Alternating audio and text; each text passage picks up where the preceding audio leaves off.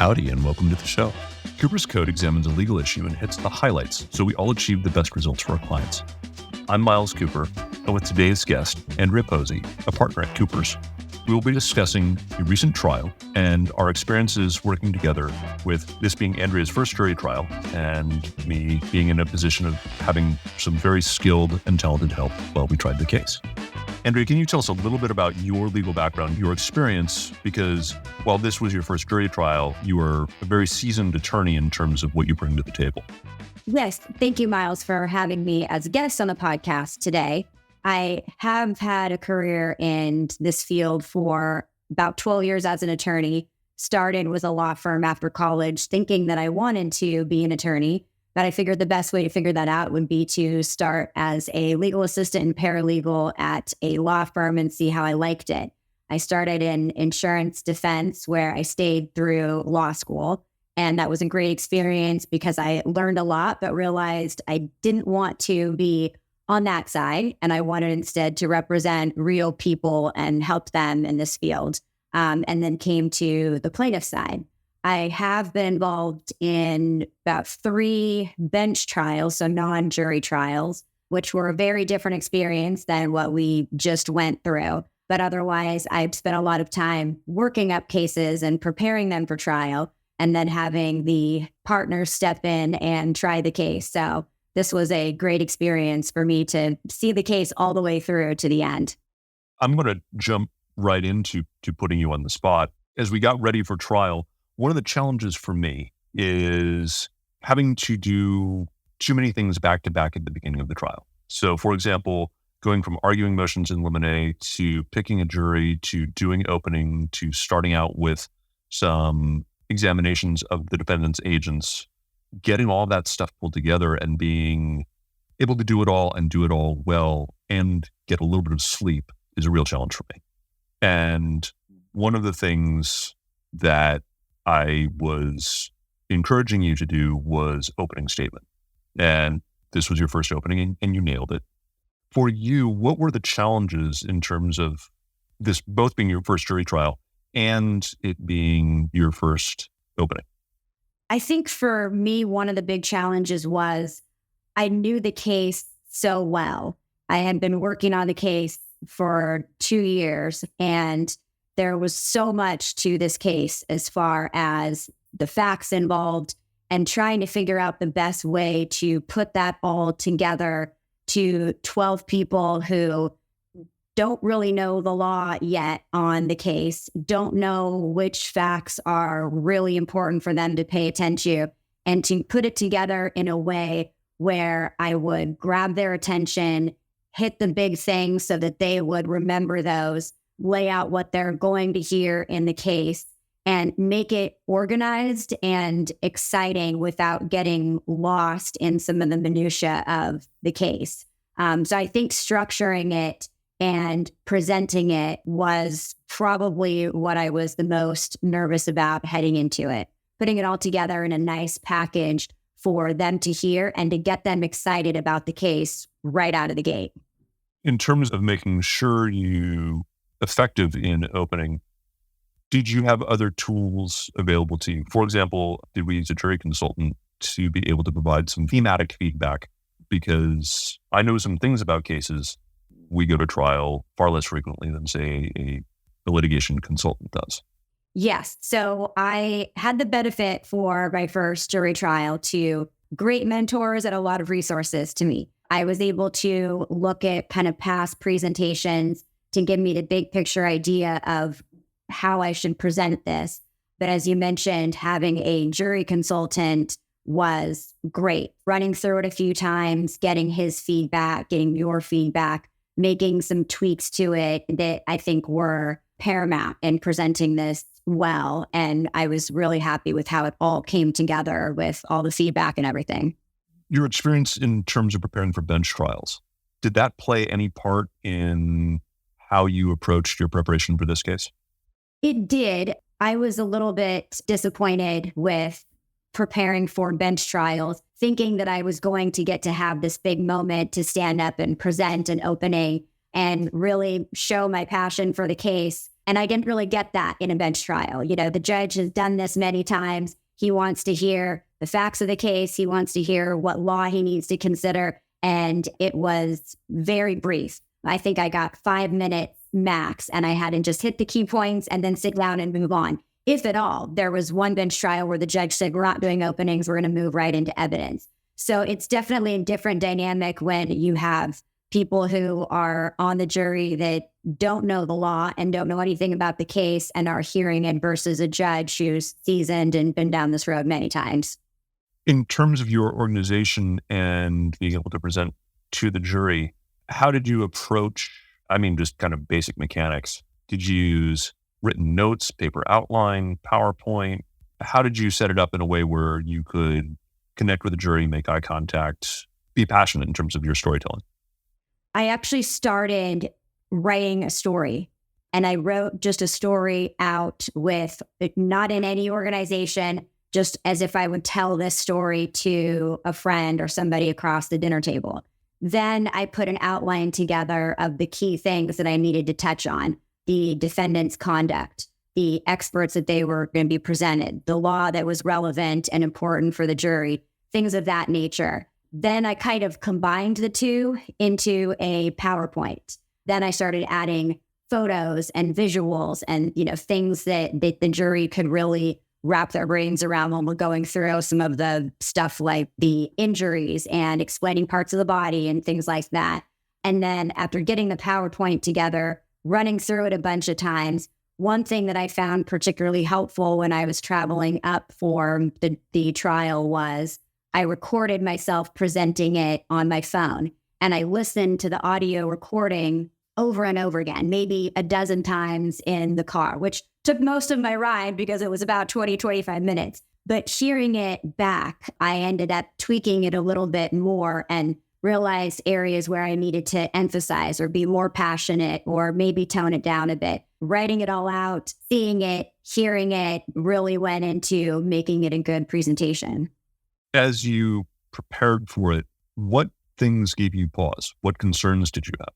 Too much detail, overcomplicating things, especially since we do personal injury, a lot of the injuries, how it affects the body, things of that nature, some of the difficult legal terms, talking about the experts. I wanted to be really clear and not confuse the jury on some topics that can be confusing.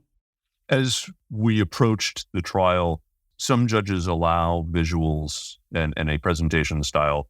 Some judges require one to work with opposing counsel. I know that we had a situation where we weren't exactly sure what you were going to be allowed to show up until very soon before the presentation. How did you handle that? How did you prepare for I guess I can't use what I thought I was going to use? Well, I will say I am not someone who generally likes surprises. I would rather be over-prepared than under-prepared. And I think the stress level really goes up in situations where you're not prepared. The best way to keep the stress level down is being over-prepared. So while I had sent the photographs and visuals from the presentation for the opening to defense counsel, like you said, I didn't hear back until I think even the night before. So I actually prepared 2 versions of the PowerPoint, one with those and one without. I had an idea of ones that may be objectionable to them, that they may have a problem with. So I prepared for that and made 2 versions. And by that point, I had been working with the presentation so much that it was easy to make tweaks to it. But in case we were going in the morning of trial and the judge needed to decide something, I didn't want to have to spend time and have the stress level go off and it throw me off my game to be reworking a PowerPoint as the jury's coming in. With this being your first jury trial, did you have concerns about handling opening, having not seen an opening in a jury trial before? I did. I would be lying if I said I wasn't nervous, but like most things, I am more nervous before it begins. But going into it, I knew that I had done everything to prepare. I had gone through it so many times in the hours that night that I wasn't sleeping. I was going through it in my mind. And to be honest, as soon as the jury came in, I could tell by the looks on their faces that they were intrigued and they were listening. And it kind of just came natural. And I was surprised how natural it felt, actually. Certainly didn't force you to do opening, but was nudging you hard in that direction, primarily because one, I thought you could do it, and two, to lighten my load so that I could deal with jury selection and then preparing for the cross-examinations of the defense witnesses. Yes. It made my burden a lot lighter to have that, because the amount of time that I needed to put into getting ready for those defense witnesses was substantial. So thank you for agreeing to take on that piece. It was my pleasure. And, now having seen the jury selection process, I realized how much preparation you must have had going into voir dire and everything. And I was happy that you got a bit of a break. It does take a bit. I will say we had a team that worked well together, and I'm talking kind of across the board, but on the jury selection side, while I'm up at this lectern talking to the jurors, having Marianne Cooper, Ed Lazarus as our jury consultant, Tim Michael is a paralegal with our office, and knowing that all the information is being captured so that wise decisions can get made also makes that a lot easier. Was that a stretch for you in terms of doing that for this case? Yes, I would say that was much more nerve-wracking than the opening was, because I like to limit the number of variables that I can't control. And preparing for opening, I knew that I had quite a bit of control. But with cross-examination, having deposed this expert beforehand, I knew that I couldn't always anticipate what the responses were going to be. And I think the challenge was trying to anticipate the various ways that this can go and try to be prepared for it. What steps did you take to try to control for variables as you prepared for an expert who may go sideways on you? I read through the deposition transcript several times. I remember kind of my interaction with the expert and did an outline, made a lot of notes on there, spent a lot of time thinking about the various ways that it could go. And I checked in with you a lot and got your feedback and opinion, and to some degree kind of just rolled with the punches when it happened. And kind of as I suspected, he got a little agitated, but I think that came off to the jury in a way that impacted their case more than it did ours. It was a very curious observation. This happened with all three of the defense experts, where they presented as one way with the defense counsel. And then honestly, from my perspective, and I'm biased, they seemed to come unglued during cross, being really kind of out of control. Yes. And I think it was kind of a testament to how prepared we were. A lot of the times when we questioned them, they didn't seem to remember a lot, or didn't want to admit that they remembered things, didn't recall certain facts. And I think that they lost credibility on their side when we were questioning them. And I think that was part of just preparing ahead of time and being ready for those situations. I have to say, when we first saw the defense expert, the one that you crossed, his direct exam, I thought he was dangerous. Dangerous in that he was kind, had good experience, credible, and it was really kind of striking to watch you unpeel him. It was a little fun, I have to admit. But I had the benefit of seeing the personality not quite as bad at trial, but I saw a little bit of his personality shift during deposition. So I knew that there was a side to him that the jury may not like if they saw. How did you approach paying attention to the jury and their responses to the witness while you were staying engaged with the witness? I think I started to notice, and I didn't do this initially as the examination started, but as we got further in it and I anticipated where it was going, instead of looking down at my outline to see what my next question was, I was more just listening to the expert's response and looking at the jury's response. And I think when I started to see from their facial expressions, some of their mannerisms, that it seemed like they were not buying what he was saying and they were a little bit insulted maybe with his tone or his responses. I think that gave me a little more confidence that I was on the right track. Listening to the witnesses, I know I shared with you, in part for amusement, but also in part for seriousness, the Irving Younger's 10 Commandments of Cross, the legendary lecture from Hastings from the 60s or 70s. He is so animated.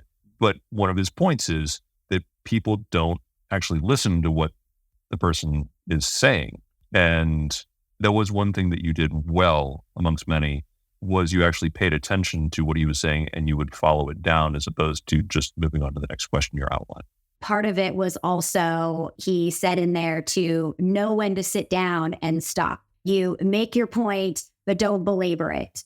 Don't get in a confrontation with them. Know when the time is come and leave it on a high note. I think we had some opportunities, but a lot of opportunities to do that with some of their experts, and I think we did. And I'll make sure to include a link in the show notes to that Irving Younger YouTube. There's a short version and a long version, but it's definitely both entertaining and worth watching. What other takeaways did you have from your cross-exam experience that you feel are worthwhile? I would say that it's easy to kind of match the experts or the witnesses' personality changes and to really make sure that you always have jurors' eyes on you and listening to you, and to make sure that no matter what the expert or the witness throws at you, that you need to stay calm, respectful, keep a good demeanor, and take the high road, even when it's difficult to do so. I think that goes a long way with the jury. I think being prepared is always a key to being successful, whether it's in trial or in anything in this field. If we're more prepared than the other side and we're ready for whatever gets thrown at us at trial, and we take the high road and we be respectful, not only to the jury, to the judge, to opposing counsel, I think it goes a long way. Even if there's aspects of our case that are difficult and are not the best, I think if the jury dislikes the other side more for various reasons, I think it works in our favor. I think you raise an important issue, which is plaintiffs' lawyers, those representing consumers, tend to walk into the courtroom a few steps behind because the general view out there is of ambulance chasey, bottom feeding, people who are trained to fake emotion at law school, that we are manipulators. And it requires us to work very, very hard to establish credibility. And that credibility can be lost in a second if you take the low road. Absolutely. I think my other big thing I've been thinking about since this trial is it was such a great experience in the sense that it now impacts the way that I handle a case from the beginning to trial. There are things that I see, the importance of different things in a deposition, the importance of getting experts on board early on, and just a lot when you see how it's going to be presented at trial. I think you look at the buildup of the case differently, and you really go through the case with that end game in mind, that we're all working up the case, not with the expectation that it's going to settle, because let's face it, 98% of personal injury cases do settle. But when you get to a trial, all of the work you've done to prepare for it is your time to shine and to make or break it. And I think that actually seeing that play out helps me in my day-to-day tackle of the case. One of the reasons why it is so important for people who do the work that we do to still, on occasion, go to trial. And you're right about most cases settling. And we do everything in our power to try and effectuate a settlement for our clients, because the only people who have fun in trial are typically the lawyers. It's stressful for the client. There's risk involved for the client. The costs can get very high for a client. And at the same time, in certain cases where the defense isn't doing the right thing, it's time to try the case. And the side benefit is that learning that one gets that is so necessary. And one of the things that I don't know that I really recognized until I saw it done in trial was how important it was with depositions. When you start seeing somebody impeached left and right with their deposition, to recognize, well, this is why we do all the preparation. We make sure our clients are both prepared for depo and prepared for trial. I think one of the things that was nice to see, because I know you worked with our client in terms of both the depo prep and the trial prep, was that while all cases have issues, I don't think he was impeached a single time with his deposition. No. And like you said, you could have the entire time on the stand go well, but one instance could change everything where your client loses credibility and then you've lost them in the jury's mind. And even sometimes the smallest questions that seem innocuous, you need to make sure your client is consistent and all of the witnesses. The truth shouldn't change. I think it's important for not only us to be prepared, but our clients to be prepared when they take the stand, our experts to be prepared. A lot of that just takes time before we even get to the courthouse steps to have everything lined up. Not that the work that we do is like a bank heist. The analogy, though, is when you see heist movies or understand heists, the cops only have to get one thing right, whereas the folks pulling off the heist, they can't make a single mistake. And it's very similar for what we do. And part of why it's nice to have such a strong team where people know how to do the things they do and are also willing to take on risks. And when I say take on risks, I mean be willing to stand up and say, yeah, I'll do a cross. You're right. You definitely gave me a nudge, and but you also gave me a lot of support and confidence, and walked me through a lot of it. So I appreciate your mentorship and me heading into that with some confidence that I may not have otherwise had. I come from a school between Bill Veen, Cynthia McGuinn, other lawyers who I've worked with. They both gave me nudges and support and gave me opportunities both to shine and to make mistakes in ways where the mistakes were not going to cost the case. I told you, and I love sharing, didn't love the experience, but loved sharing my first cross-examination of an expert where it didn't really matter in the case. The defense expert was so awful. And I had this outline and I thought I was going to do fantastic. And the expert just mopped the floor with me to the point where the jury came out afterwards and said, yeah, we could tell that expert couldn't be believed. He was just so mean to you, Mr. Cooper, which was not what I was trying to pull off. But it turned out to work out for the client. You never know how it comes off to the jury. And that definitely worked in your favor, even though you didn't feel like you did a great job at the time. You did. Yeah. Are there other things that you'd want to share with somebody who's kind of going through this experience for the first time in terms of things that you learned or being willing to take on opportunities? Yes, I would say don't be afraid to. No one walks into there being perfect and being an expert or in a BOTA, and you got to start at the bottom. And it is going to be scary, but especially if you have people that support you, that you can go to ask questions. Like I said, I had the benefit of running through my opening with you and our jury consultant beforehand. I think being prepared is key. Trying to establish a good relationship with the defense and the other side. Yes, we're both fighting a different fight, but I think it's a lot easier for everybody involved during trial if you can get along amicably. You can work things out instead of running to the judge to have to make decisions every time. The court appreciates that. I think that having a good relationship with everybody involved, court staff, being respectful in court, and working with our staff back at the office. I mean, there was a lot of us that stayed behind at the office that were not actually in trial, but kept the rest of the cases running and were supportive with witnesses. I mean, we had a great team both in trial and outside of trial. I think that that's important to surround yourself with good people that are supporting both in the courtroom and outside of the courtroom. And I recommend giving it a shot. Like I said, even if it's not for everybody, if you decide this isn't something that you want to do, it really helps you in your day-to-day life, understanding the importance of building your case in dealing with your clients and in dealing with the court and the other side. And I think it's worth a shot, even if you decide it's not something that you want to do. I'm going to follow on with one piece of what you said, which is the civility in getting along with defense counsel. And I think we generally do a pretty good job of working with even challenging defense counsel. What I will say in this particular case is it really helped, I think, in terms of making this be a smooth process. Not a win for us, because one of the things that made the defense counsel so dangerous was he was a kind individual. It was evident that the jury would like him, even if they might not like his client. And I know that we were worried about that. So he was not a rollover, but he and his team did work well with us in terms of witness issues and taking people out of order. And that just makes the whole thing much better for the jury, much better for the system, reduces time. It's just a world of difference when you can get along. Yes, absolutely. I know that this was a traveling trial for you, and there's a whole other element that goes along with that.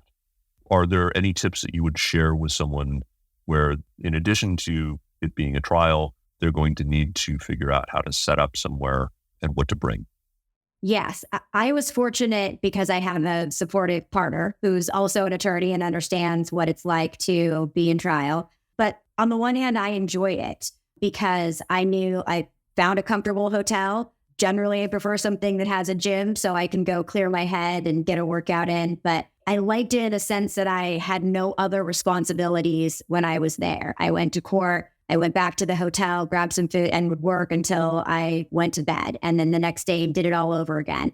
And it was nice to not have any other interruptions and be able to focus. So I think having the uninterrupted, dedicated time, having somewhere where you're comfortable, whatever it is that you enjoy, a walk outside, a workout in a gym, some way to decompress a little bit and be able to get a good night's sleep. I think all of those things are important on top of just doing the job. It's also taking care of yourself.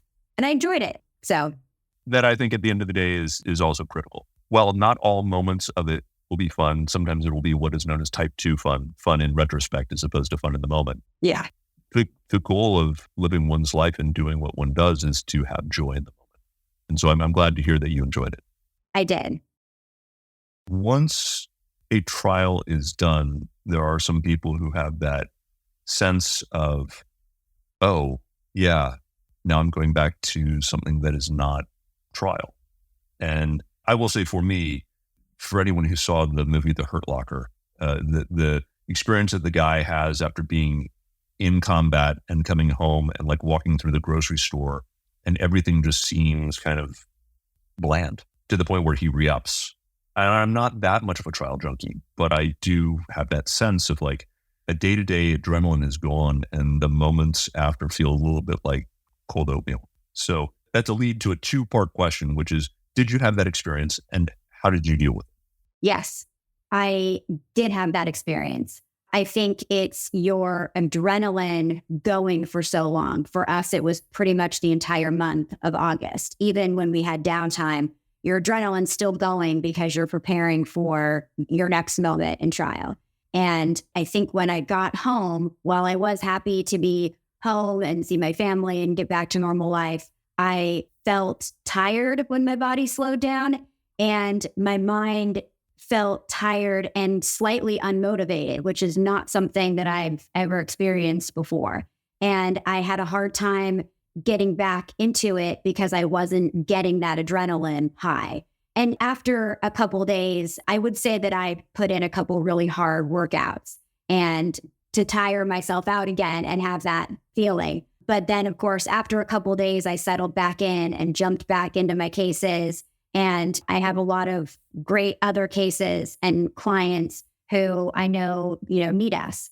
And I got back into it quickly. But yes, there definitely was a high and then a bit of a lull before I felt like my normal self again. Anything else you would want to share before we wrap up? I would say it was a good first jury trial experience for me. And I had hoped that that would be the case so that I would want to do it again. I was worried that if I didn't have a good experience the first time around, I may not want to do it again. And so I think for me, everything that went along with it, getting a good result, working with great people at the firm, being able to work with you, especially in trial. Like you said, we got a great result. We had a great time doing it. And there was definitely a benefit. I think it makes me a better attorney going forward, knowing what the end result is like. And I'm glad that I did it. And I look forward to doing it again. Well, Thanks again for coming on. I'm looking forward to our next conversation, whatever that may be, as well as our next trial. Yes, thank you for having me. I look forward to it as well. And thank you for listening today. Please email us at podcast@coopers.law with questions, comments, feedback, and suggestions on how you've approached your first jury trial and other jury trial experiences. Like what you've heard? Share us with a colleague and leave us a 5-star review on your podcast platform of choice. To all of you doing justice out there, happy hunting.